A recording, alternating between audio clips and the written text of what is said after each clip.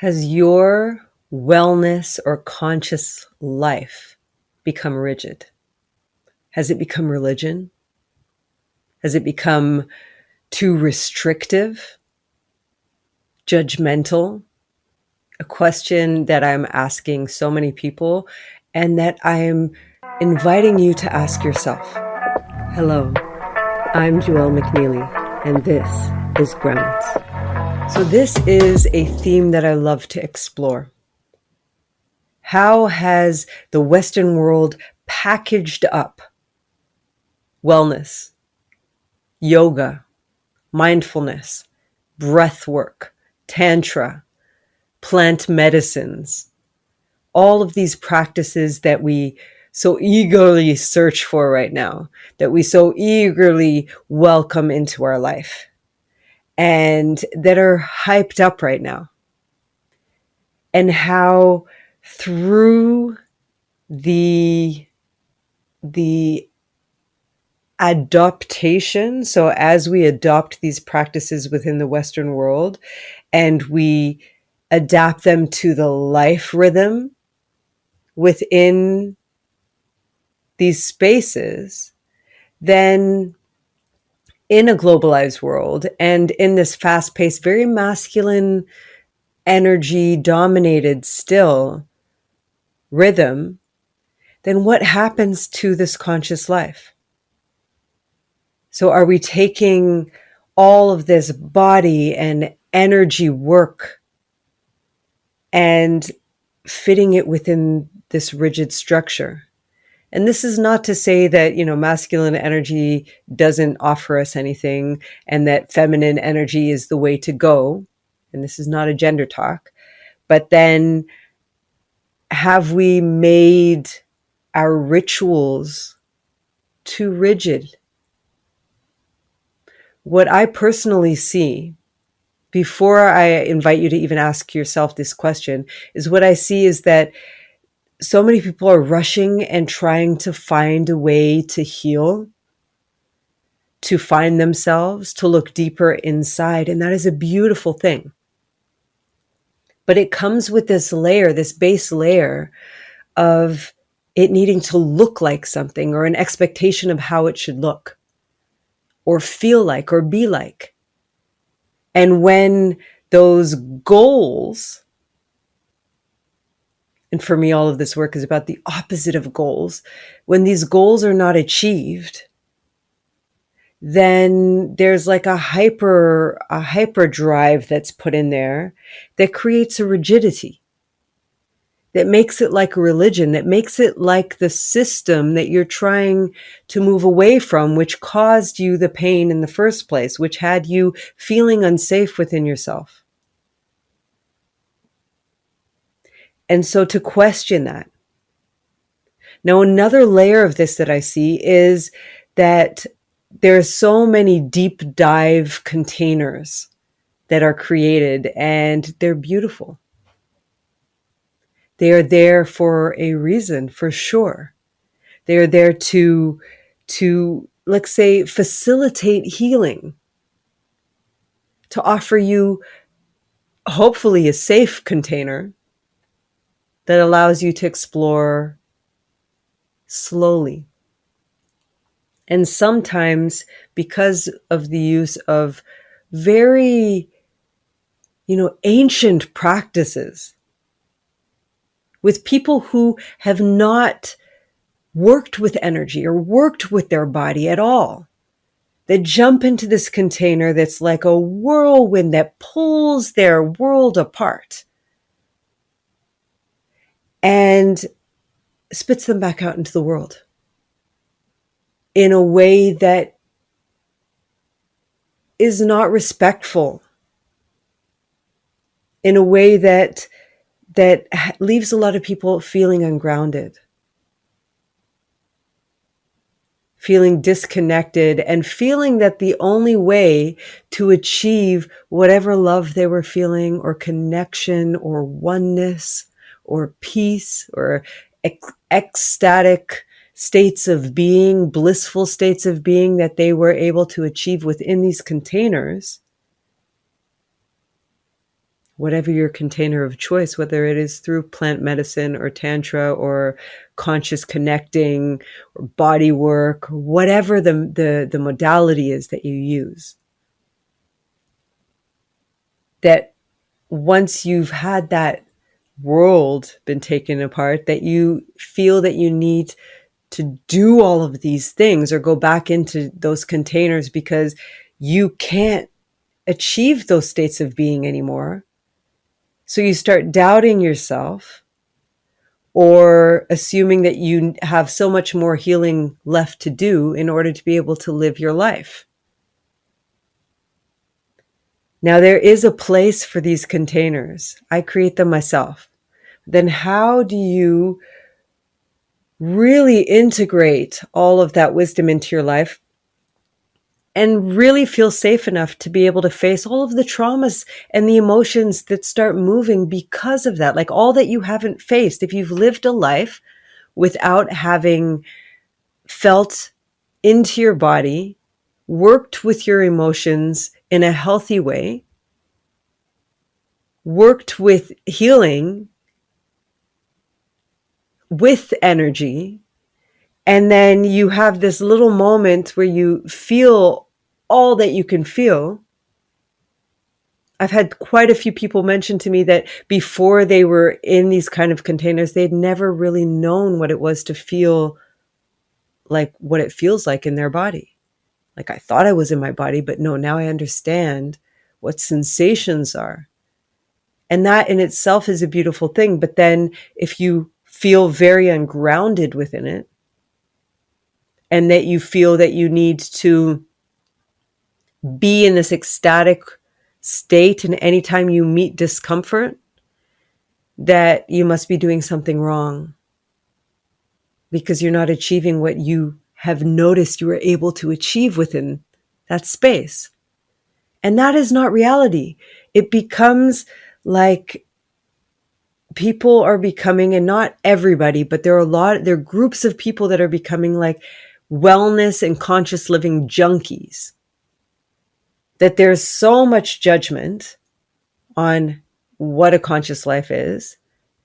And there is an avoidance, a use, a need to be within containers, whether it becomes a community that you join or jumping from bubble to bubble to bubble in order to stay away from your discomfort or your pain or your emotion or your fear.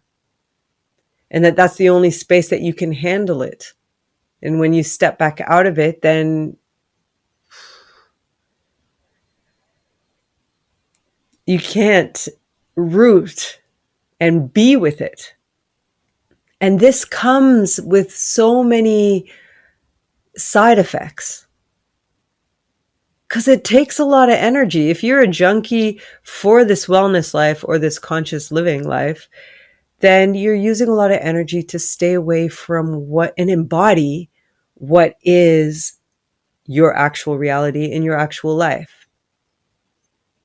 And I've talked about that hunger before. I've talked about the hunger of, needing to do all of the things.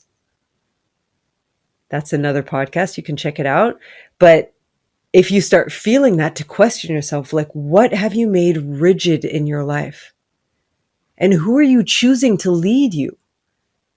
Because another thing that baffles my core is that there are all these certifications out there to certify, to become a shaman or to become different kind of healing guides, different rituals and ceremonies to walk you through that, but that you get like some kind of certificate at the end of it.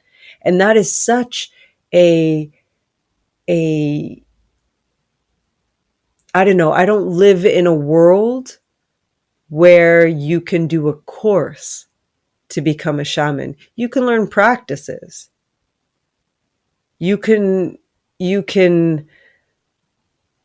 explore all these different practices. But for me, a shaman is not something that you follow, for 3 months or for 6 weeks or for 6 months or for whatever, and you become a shaman. You can become a guide.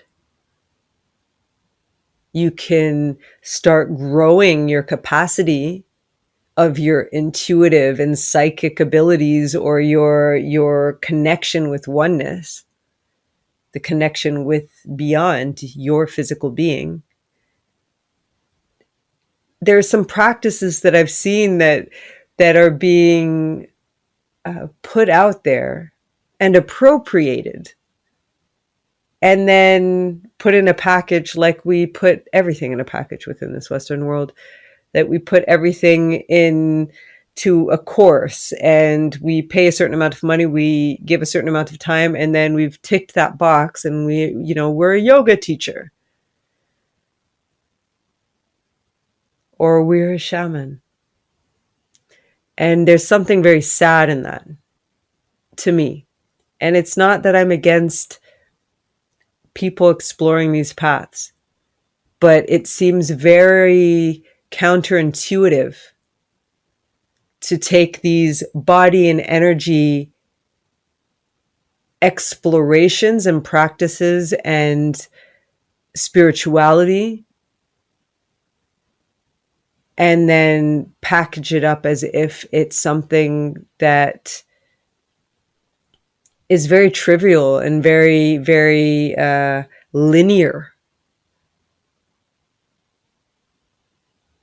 And so question that. Question who your leaders are.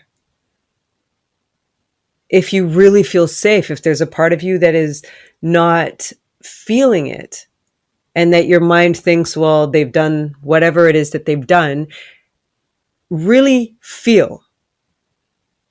Because there are a lot of people offering ceremonies out there and working with trauma out there that shouldn't be guiding people if they're not able to handle all of the different kinds of ways of holding space for all of the different possible outcomes. And that's my 2 cents. That's my perception. But it's really, I really experience it from a space of, I feel that I do my best in my work, at least, to create safety, and that I hope that people feel into themselves when they're choosing whoever they work with, to really allow that safety and to explore that for themselves.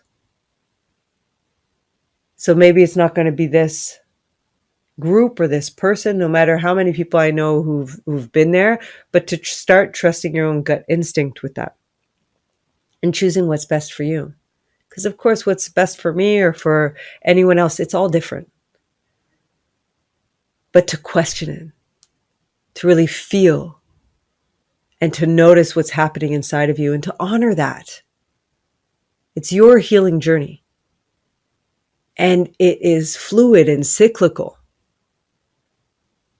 And so when you move away from what the essence is, which is, even in your practice of choosing the directions and the paths that you want to take, to embody the practices that you've already learned. So not forcing or pushing yourself through it, but really trying to navigate from an inner space and not what your mind is driving you towards, expectation-wise or judgment-wise, or what your community is driving you towards. Because there's so much judgment now as well on what conscious means. And so feel what it means for you and learn to be grounded within that. If you feel that you're not able to interact with life, or that you become so stuck in discomfort in certain situations, so stuck in discomfort when making decisions, or not able to ground yourself to really, feel into your own journey or take pause to integrate, then there's something else that's there. Living consciously doesn't only have one flavor. And for me, it means being able to embody the spectrum of life, being able to handle what life offers you, and to start navigating from that world behind the eyes, which I repeat so many times, but that's really how I experience it. To choose carefully, to choose carefully, create that inner responsive or that inner communication that only builds trust inside of you when you listen to you. And then you'll feel safer and safer and safer and safer, and the healing will unfold. But it's a question. It's a question. Notice what you're doing. Are you rigid with your morning rituals? Are you rigid with your weekly rituals, with your monthly rituals? Are you rigid with yourself in general, with others? Do you notice it coming back towards you? What are the judgments happening around you inside of yourself? Are things becoming too religious, too packaged? Something to explore. I'll end with a little story that had me, conflicted for a while, because I met someone who was working with womb massage and belly massage, and it's something that I had trouble as a child with indigestion and with my gut. And my aunt taught me how to massage, and she never called it anything, but then there was a way of doing it, and she showed me how. And it's just what you did to keep healthier. And like 20 years later, 25 years later, I'm sitting with this other woman who's explaining what that is, that it came, from a little tribe somewhere in Central America, and that a French woman went and created a system on top, the scientific system on top of it, and now it's being packaged. And that conflicted me, because it's like it should be kind of free for all, like everybody should know this. And I'm not against people getting paid. I'm not against people getting paid, but it does sit wrong, and like it rubs me the wrong way that somebody will put their name on top of it and appropriate something that was there, that is there for all, is there for everyone to learn, and it is not something that anyone invented. It was there. And so I was in conflict, because I really appreciated what this woman was trying to do. And it wasn't the woman who went to go and create the system. She had learned from her. And it's a beautiful thing to be able to spread. But at the same time, I was conflicted because it was so appropriated. And that's what I see happening all over the place. And then a certification gets added on top. And then you are the only one who's able to, and that people, at least I can say in Europe and in North America, and probably in other places as well, people look for that. They look for that stamp of approval that you've walked some kind of course. And there's something really wrong in that for me, because then they are valued higher because of a system that actually is causing all the unsafety in the first place. So I'm going to want a shaman who's been through the course instead of somebody who, and it's not something like walking through, it's not a professor. It's different bodies of work. And so question it. Question it for yourself. See what sits wrong for you. I'd love to hear how you experience it, what it triggers inside of you, what you do with it, and what you want to hear more of. That's it for now. Peace.